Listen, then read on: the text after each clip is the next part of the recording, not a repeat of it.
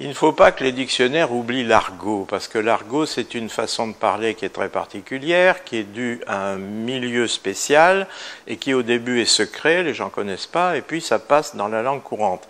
Mais il ne faut pas croire que les mots d'argot soient des mots obscurs, bizarres, particuliers, sinon ils sont différents suivant les communautés, ce ne sont pas les mêmes en France et au Québec, ce ne sont pas les mêmes en français d'Afrique et en français de Belgique ou de Suisse, par exemple, mais les mots d'argot sont partout.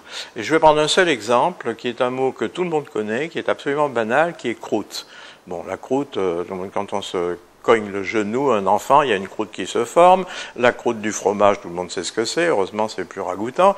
Et il se trouve que on a employé en argot, précisément, vers la fin du 19e siècle, il y a déjà bien longtemps, l'expression « casser la croûte ». Casser la croûte, c'est pas évident, mais c'est la croûte de pain, évidemment, qui est en question. Et croûte et crouton sont devenus des synonymes de quelque chose de dur, de pas très agréable à manger. Et un crouton est quelqu'un de lamentable, de nul, comme un vieux crouton laissé derrière une malle, dit-on. Voilà, toutes ces expressions, casser la croûte, on dit aussi casser la graine, et alors là on peut se demander pourquoi, mais c'est parce que c'est la graine du blé, et quand on parle du blé, on parle de nourriture, d'où l'expression gagner sa croûte. Et gagner sa croûte a comme synonyme très bizarre gagner son bœuf ou gagner son beefsteak, mais on ne va jamais dire qu'une croûte c'est un bœuf ou un beefsteak.